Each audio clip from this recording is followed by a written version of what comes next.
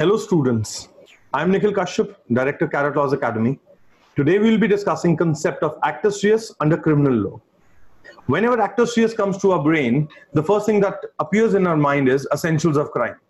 जैसे ही हम actus reus सुनते हैं तो हमें सबसे पहले essentials of crime की बात करने की जरूरत पड़ती है. Essentials of crime में there are 4 major essentials of crime that you need to remember. पहला essential है person का.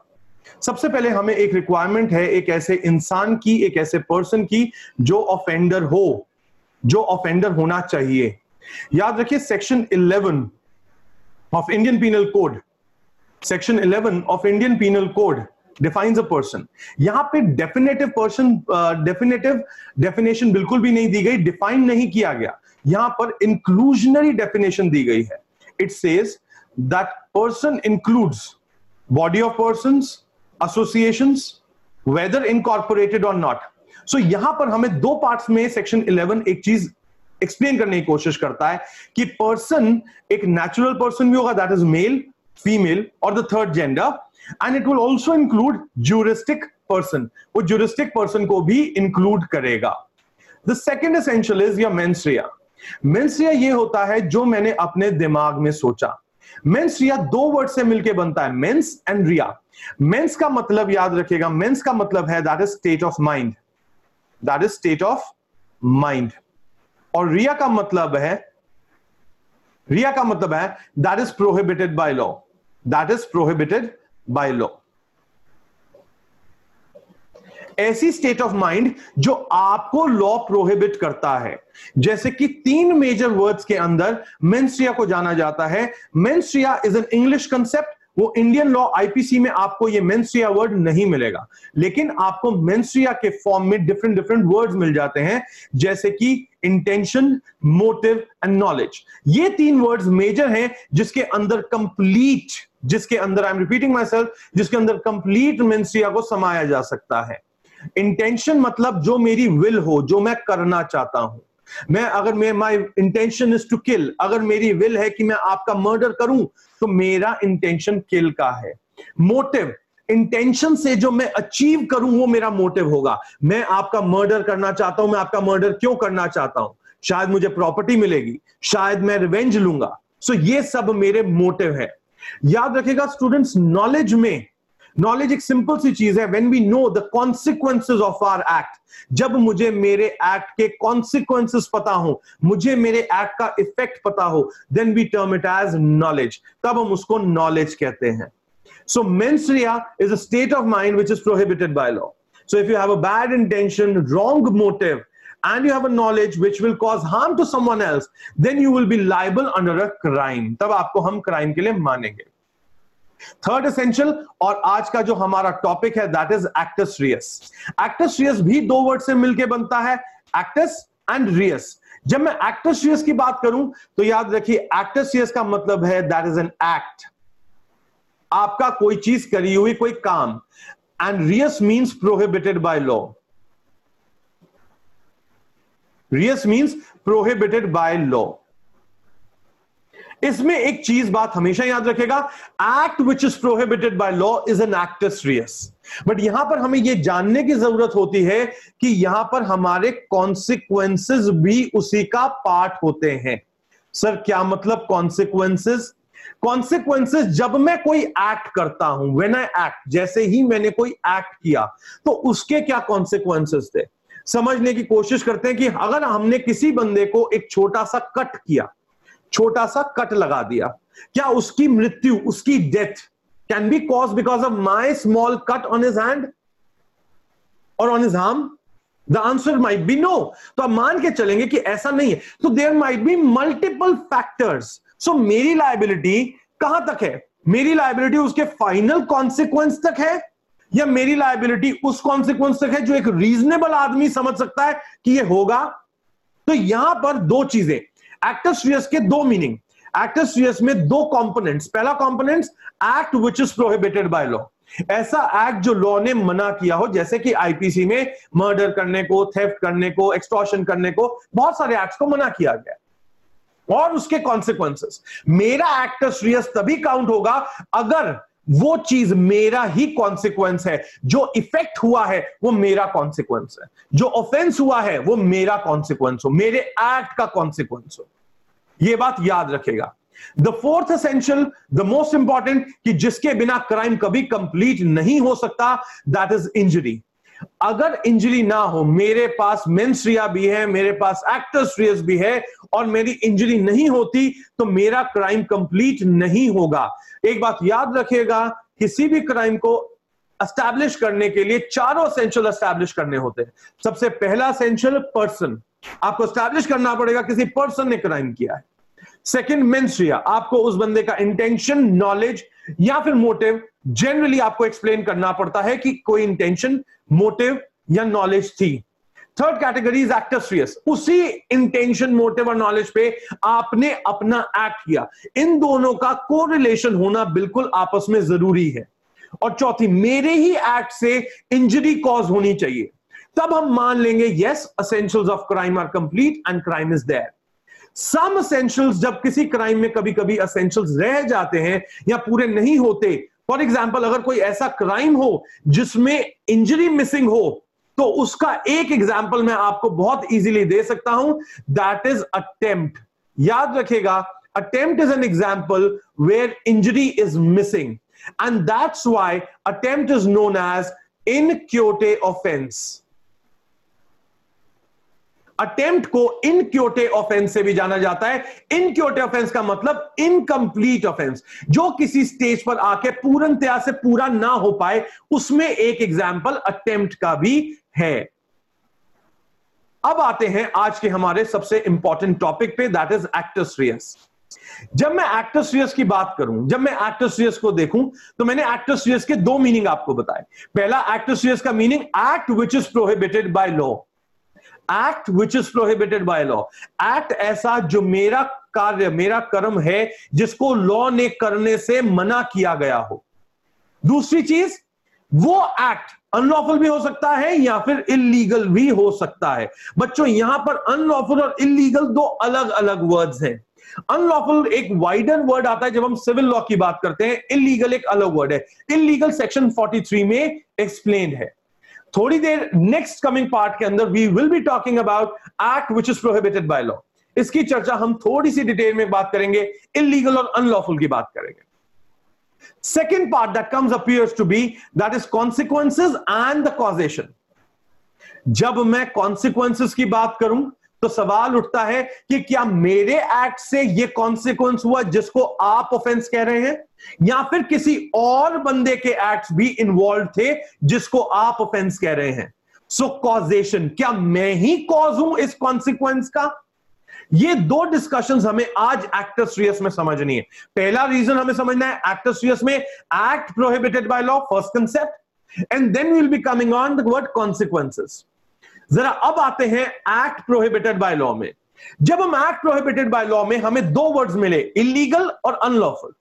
यहां पर नीचे एक रेड में एक लाइन लिखी हुई है आपके लिए, जो आपको याद रखनी है, that illegal includes unlawful. Unlawful में इलीगल, मतलब इलीगल में अनलॉफुल इंक्लूडेड है। याद रखना बच्चों, अनलॉफुल में जब जब हम अनलॉफुल की बात करेंगे क्रिमिनल लॉ के लिए, unlawful is very much part of illegal. ये हमें किसने कहा था? फर्स्ट लॉ कमीशन रिपोर्ट ने। So act prohibited by law के लिए अगर हम एक वर्ड भी पढ़ते हैं, that is illegal, which is defined under section 43 of Indian penal code. Section 43 में उसको डिफाइन किया गया। अगर हम उस एक वर्ड को पढ़ लेते हैं तो हमें एक्ट प्रोहिबिटेड बाय लॉ का मीनिंग समझ आता है। एक्ट प्रोहिबिटेड बाय लॉ में सबसे पहला वर्ड आता है ऑफेंस। ऑफेंस एक्सप्लेन किया गया है सेक्शन 40 में इंडियन पीनल कोड के। जब हम सेक्शन 40 में ऑफेंस की बात करते हैं, offence means generally it is believed, offence वो चीज होती है जो सिर्फ और सिर्फ आईपीसी में पनिशेबल हो, इंडियन पीनल कोड में उसे ऑफेंस की तरह रिकॉग्नाइज किया गया हो। That is what section 40 says. Section 40 कहता है कि ऑफेंस की डेफिनेशन देता है, जो भी आईपीसी रिकॉग्नाइज करता है, जो भी आईपीसी मानता है, वही ऑफेंस होगा। सो इलीगल का पहला कॉन्स्टिट्यूएंट हमें मिल गया, that is offence. When you look at the second constituent of illegal, जैसे ही हम सेकंड कॉन्स्टिट्यूएंट की बात करते हैं, that is acts which are prohibited by law. ऐसे एक्ट जो प्रोहिबिट करता हो लॉ, यहां पर ये लॉ आईपीसी भी संभव है या फिर कोई और लॉ भी हो सकता है, जैसे कि आर्म्स एक्ट का एग्जाम्पल आप ले सकते हैं, आप एग्जाम्पल ले सकते हैं डोमेस्टिक वायलेंस एक्ट का,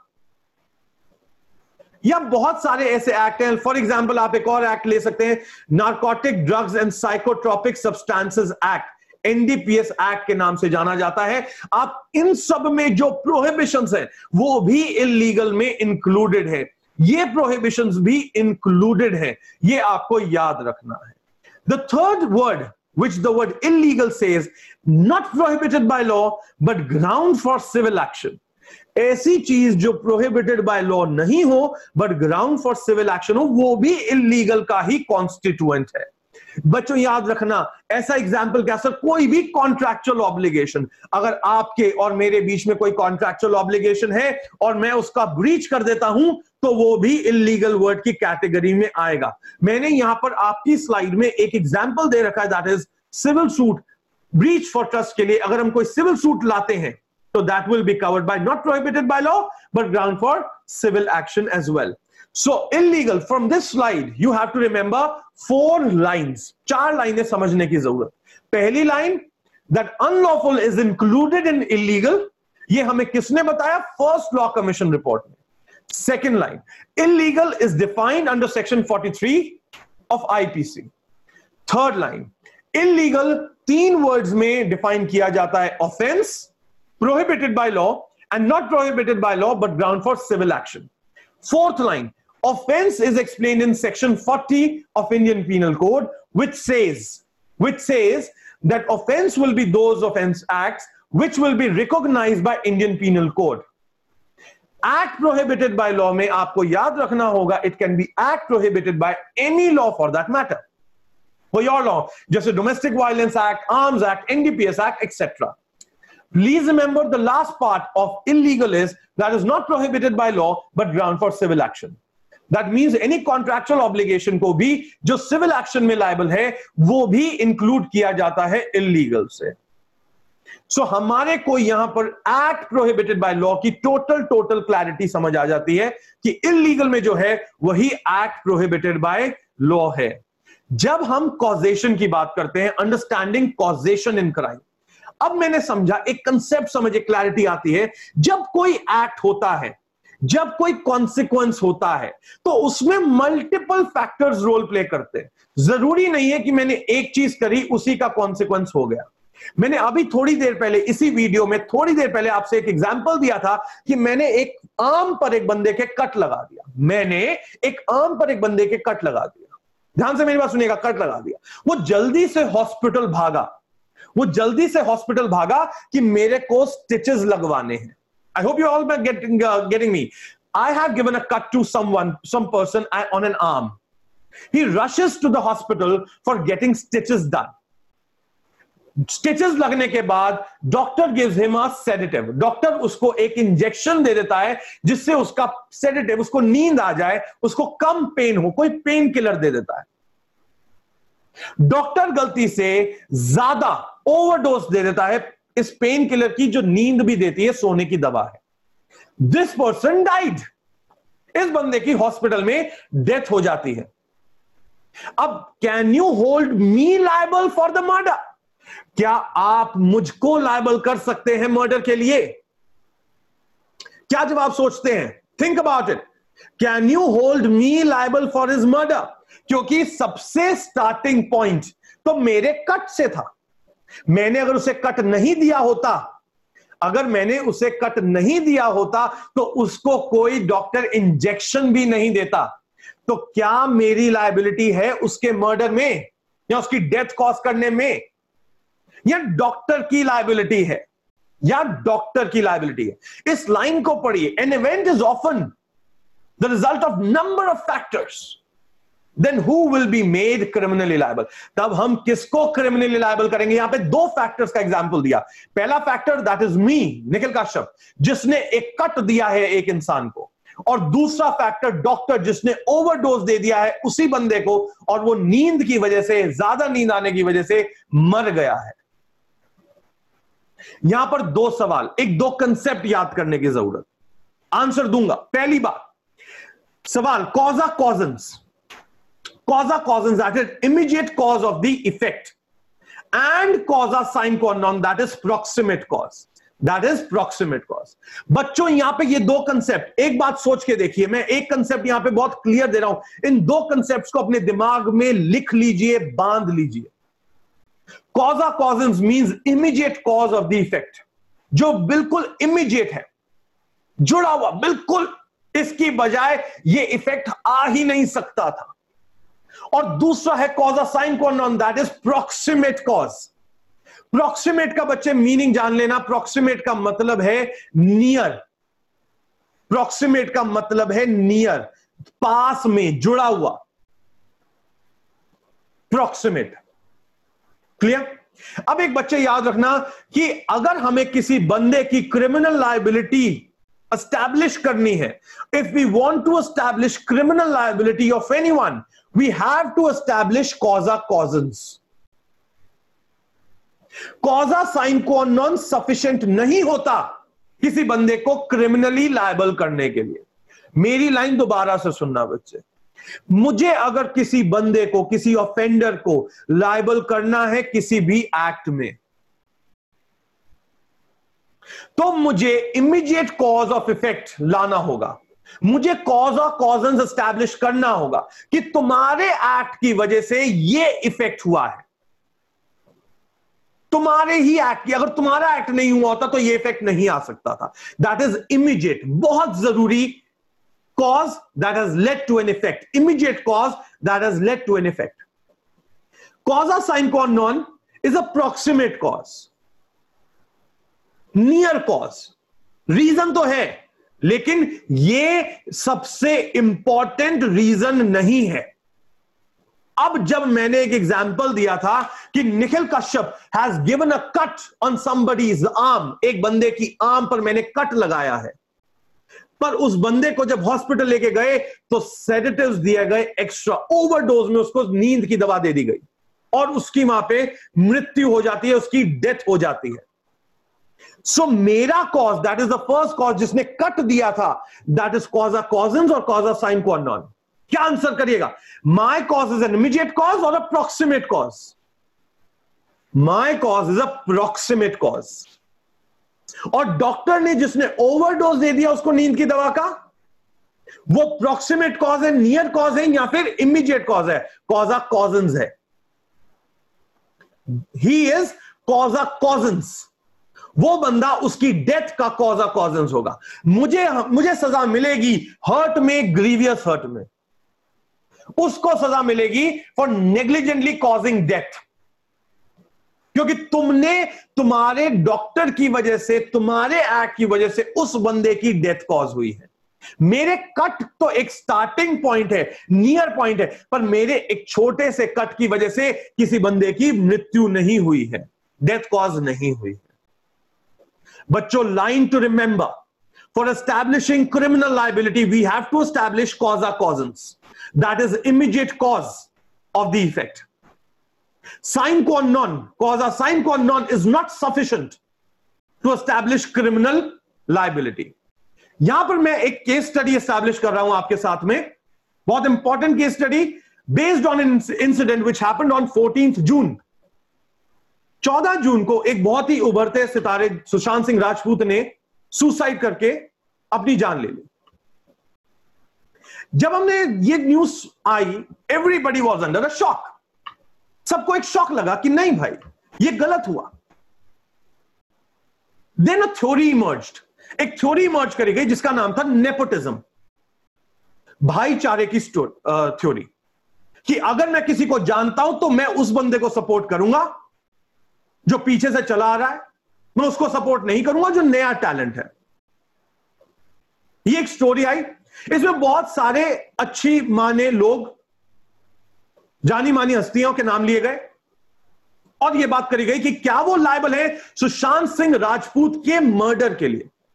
सम people also said that it is a murder, मैं यहां पे मानता हूं, let's consider, I am assuming that the theory of nepotism as his reason of death is correct. मैं ये मान लेता हूं कि नेपोटिज्म की जो थ्योरी दी गई है वो करेक्ट है। लीगली इसे प्रूव कर दिया गया कि कुछ लोगों ने मिलकर उससे 7 फिल्म्स ले ली, नेपोटिज्म करा, उसके खिलाफ एक लॉबी बनाई और इस वजह से उस बंदे की उसने सुसाइड का स्टेप लिया, उसने अपनी जान लेने का स्टेप लिया। एक बात सोचते हैं, पोस्टमार्टम की रिपोर्ट आई, some people also doubted that is it a real murder, कि सुशांत सिंह राजपूत एक बहुत ही स्ट्रांग आदमी थे, वो अपनी जान नहीं ले सकते थे, तो कहीं किसी ने आके उनको मार तो नहीं दिया। पर पोस्टमार्टम रिपोर्ट में डेथ का एक कॉज दिया गया, that is asphyxia due to hanging. Asphyxia का मतलब जब हमारे लंग्स को ऑक्सीजन नहीं मिलता, that is asphyxia due to hanging. लटकने की वजह से आपका दम घुट गया और आपकी मृत्यु हो गई, यह सुशांत सिंह राजपूत के पोस्टमार्टम रिपोर्ट में लिखा हुआ था। अब एक क्वेश्चन उठता है हमारे दिमाग में, मैं एक हस्ती का नाम ले रहा हूं यहां पे, जिनके खिलाफ अभी बिहार के अंदर एफआईआर भी हुआ है। Is Karan Johar liable for murder? क्या सुशांत सिंह राजपूत की मृत्यु के, मर्डर के, कत्ल के इंजाम में करण जौहर को सजा दी जा सकती है? बच्चों, अपने दिमाग में पिछली स्लाइड का एक कंसेप्ट यहां पे डालो। क्या करण जौहर कॉजा कॉजन्स है या कॉजा साइन क्वानॉन हो सकते हैं? क्या कॉजा कॉजन्स है या साइन क्वानॉन है? क्या जवाब दीजिएगा? वेदर इट इज कॉजा कॉजन्स और साइन क्वानॉन करण जौहर। करण जौहर ने जो भी लॉबिंग करी सुशांत सिंह राजपूत के खिलाफ, क्या यह लॉबिंग कॉजा कॉजन्स थी उनकी मृत्यु के, जो इफेक्ट आया, या फिर यह कॉजा साइन क्वानॉन था? क्या जवाब दीजिएगा? आपका जवाब आना चाहिए सर ये कॉजा साइन क्वानॉन था for the murder that is causing his death, but ये कॉजा कॉजन्स नहीं था, इमीडिएट कॉज नहीं था करण जौहर का लॉबिंग करना against Sushant Singh Rajput. So is Karan Johar liable for murder? The answer is clear, no. Karan Johar murder के लिए लायबल नहीं होंगे। क्यों नहीं होंगे? सीधी बात, करण जौहर कॉजा कॉजन्स नहीं है, कॉजा साइन क्वानॉन है। हमने अज्यूम किया है कि नेपोटिज्म है, करण जौहर साइन क्वानॉन है। सर एक बात बताइए, is Karan Johar liable for abetment to suicide और सुशांत सिंह राजपूत? क्योंकि वो एक रीजन थे। क्या करण जौहर ने बाकी लोगों के साथ लॉबी बना के इंस्टिगेट किया है सुशांत सिंह राजपूत को सुसाइड करने के लिए? क्या ऐसा संभव है? हां, ऐसा संभव है, बट यह केस सब जुडिस है, इनके खिलाफ एफआईआर हो चुका है। एविडेंसेस को देखने के बाद यह सोचा जाएगा कि हां, करण जौहर और उनके जो भी अक्यूज हैं, बनाए गए हैं उस केस में, उन्होंने क्या इतना इंस्टिगेट कर दिया था, they actually become causa causans for the abetment of suicide which led to the death of Sushant Singh Rajput. इससे हमें क्या समझ आता है बच्चे? इस केस स्टडी से हमें यह समझ आता है कि सुशांत सिंह राजपूत की अगर डेथ को हम मर्डर कहें, सुशांत सिंह राजपूत की डेथ को अगर हम मर्डर कहेंगे, तो हम करण जौहर को लायबल नहीं कर सकते, क्योंकि कॉजा कॉजन्स नहीं थे करण जौहर। लेकिन अगर हम अबेटमेंट टू सुसाइड कर ले और अज्यूम कर ले कि एविडेंसेस ऐसी थी कि हां लॉबिंग करी गई, नेपोटिज्म किया गया, सुशांत सिंह राजपूत को प्रेशराइज किया गया, बाय द जानी मानी हस्तियों ने प्रेशराइज करा और उन्होंने इस वजह से अपने आप को मार लिया, सुसाइड कर लिया, तब बिल्कुल they can be held liable because they become causa causans for abetment to suicide. तब हम इन जानी मानी हस्तियों को लायबल कर सकते हैं और यह देखा जाएगा एविडेंसेस के बिहाफ पर कि क्या ये लोग लायबल हैं, क्या ये लोग लायबल नहीं है, जो कोर्ट डिसाइड करे। प्लीज नोट एंड रिमेंबर, ये बात याद रखने की जरूरत। For imputing criminal liability, it is necessary to establish that the act should be causa causans. Causa sine qua non is not sufficient for holding anyone liable under criminal law. ये बहुत जरूरी है बच्चों कि अगर हमें किसी बंदे को क्रिमिनल लायबिलिटी में लाना है तो हम कॉजा कॉजन्स एस्टैब्लिश करें। कॉजा sine qua non is not at all sufficient for holding anyone criminally liable. आज के मेरे इस वीडियो से पॉइंट्स टू रिमेंबर जो आपको याद रखने हैं। पहला, actus means an act prohibited by law and the consequences of the act. Second, prohibited by law means illegal and unlawful. Third, unlawful is included in illegal. Illegal is defined in section 43 of the code. Illegal means offense prohibited by law and not prohibited by law but ground for civil action.